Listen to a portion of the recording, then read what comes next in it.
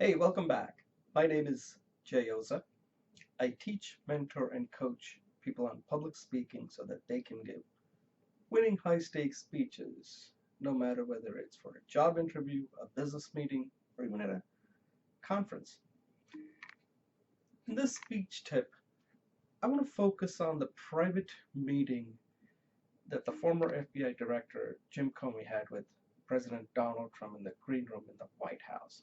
I think there is an important lesson that we can all learn. And it's also an important lesson because in many situations, we're going to speak to people who have more power than us. And no matter how much you prepare, they may throw something at you that you're completely unprepared to handle. And Jim Comey is a very smart guy, very experienced. He knows Washington, D.C. pretty well. And he even kind of read Donald Trump pretty well. Yet he was thrown for a loop when Donald Trump said, I want your loyalty.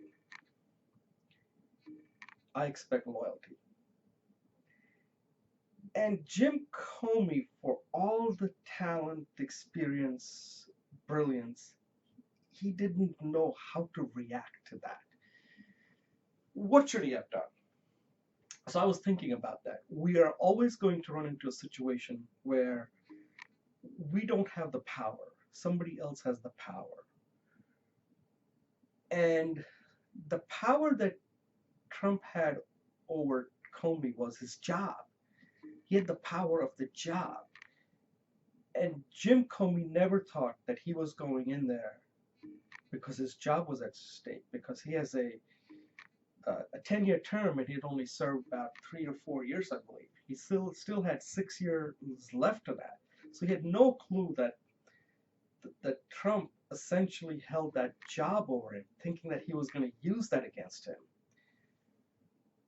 And that's what Trump had. So at that point, he may not have been as prepared as he thought that, hey, he could go in where he could lose his job. And one of the things you always have to remember is you got to know what power does somebody have over you. And if you can neutralize that power of that person is completely gone. Well, evidently, it didn't seem like he did that. He wanted to keep his job. Okay, but at some point you have to realize that. Okay, he didn't prepare that. But at some point you have to realize that things are going in a different way. That this conversation, for all the preparation you have done, is veering off in a direction that you're just not prepared. So when Donald Trump mentioned the word loyalty, what Comey, I think, should have done, and this is just how I would have handled it, he should have focused on that one word, loyalty.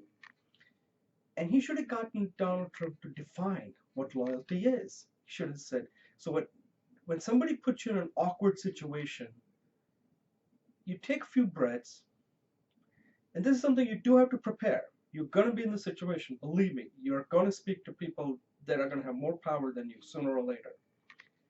And the thing to do is take a couple of breaths, buy yourself time, because somebody's now thrown in something where he's controlling it and you're not.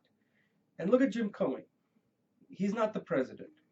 He respects the office, and he expects the president to behave like a president. And evidently that's not the case. Also, he's in the White House. He's not in the home turf. They're not even in the neutral turf. Plus, the president can fire him. So even though he's experienced, he still has a weaker card. What he should have done, I believe, and it didn't come through in his written part of his testimony, that he handled it this way. As soon as Donald Trump mentioned the word loyalty, he should have taken his time and asked him, President, what is your definition of loyalty? Let Trump decide what loyalty is. And then keep asking question, what kind of loyalty can I expect from you? And what loyalty do you expect from me? Get him on the record and focus on that one word, loyalty. And then say, look, here's where I stand on loyalty. I will be honest with you as far as what's going on and what I'm doing that I can share with you. But my loyalty in this job is to the country, to the Constitution, and to the people. And that's it. Always remember, when somebody puts you in a box, you can't remain in that box because they got you. It's almost like Trump was going to get rid of him.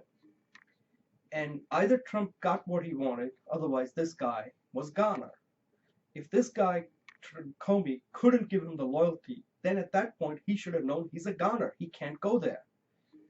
But he should have gotten him on the record and saying, look, I need to know what loyalty means to you. Because I think that whenever you are put in a situation, especially when you're dealing with power people, because one thing I know about people in power is they're not nice. People who get into power are not nice. They're nasty. You don't get to be in power if you're nice. They might have a PR to make it look like they're nice, but believe me, powerful people are nasty. They are the nastiest people you're ever going to run into. You never get to spend much time with them, but if you're around powerful people, you will know these are not nice people. And whenever you meet the power people, do not ever give them the benefit of doubt that they're nice. They're not nice. Believe me, you don't get to be powerful when everybody's out to get you, okay? They're not nice people. And Comey kind of knew that about Trump, that he's a nasty guy.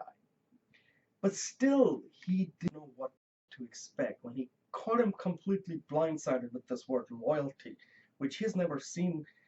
And I can understand his point. He has dealt with President Bush, he's dealt with President Obama, and none of them had ever mentioned this word loyalty. But at the same time, he knew what Donald Trump was all about. He should have been better prepared and said, look, I need to know what you mean by loyalty. Anytime when somebody throws in a word, ask them to define it and tell them whether we even agree on the definition. We don't have the same agreement on the definition. So whenever somebody ever puts you in a box, get them to define the word. Then see if you have an agreement on the word before you can move forward. Now this might, let's face it, none of us are going to be in Jim Comey's situation where we're going to get to meet the president, but this happens all the time, whether it's in a business situation, whether it's for a job interview or any situation. You're going to need to know how to handle situations that you simply cannot prepare for. And this is one way to do it. Get them to define that one word. See if your definition, their definition is in agreement. And then see what is the power play here? What is the power? When you go for an interview, the power somebody has over you is they're not going to give you the job. You've got to be prepared for that. When you go into a meeting, you've got to ask them, what is the power that person has over you? They may not accept your idea. Okay? You've got to know where the power balance is. Who's got the power and who doesn't. And this could work even on the other side, but you have the power. And you have to know the word that you're using when somebody asks you the same question. So anytime you're going to use this, you also have to make sure that other people can use that on you too. So you better know the word. So if I'd used the word loyalty, I would have defined it, right?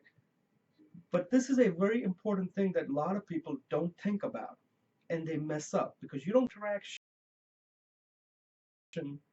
has to be a win. This is high stakes. And when somebody has more power over you, first you got to know what that power is. And when you know that that power could be exercised, you got to either decide what do you stand for. So there's a power, but then there's something you stand for. And if that's something that you guys don't agree, then you have to be upfront and saying, okay, I'm willing to lose my job over this. And that's something you've got to know whenever you go into any position, whether it's a business deal, whether it's a job, you've got to know what you stand for, what you are. Just every interaction becomes a negotiation at that point. And Comey went in there thinking that this was going to be, it was awkward, but he never expected that what Trump wanted was his loyalty, that, hey, you're going to listen to me, you're going to look after my interest. He was completely blindsided. This is something you got to think about.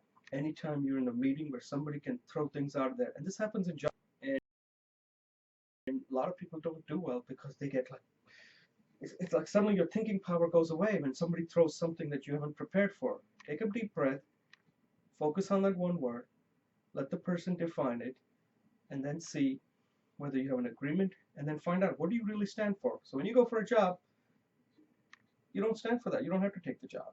Go, but you got to know that. All right, so this is kind of a little bit long-winded, but I want you to think about this because this is something that's practical. You can use it right away. Let me know what you think about this. If you ever were in a situation where you had to deal with somebody who had more power, and how did you do? Did you get completely blindsided by something the person brought up in a job interview or a negotiation of any sort? Now you know how to handle it. But you got to stand for something. Otherwise, you're going and giving up your power very quickly. Okay? Think about it. Let me know if you have any questions, comments, suggestions, or any ideas. And as always, thank you for watching, and good luck.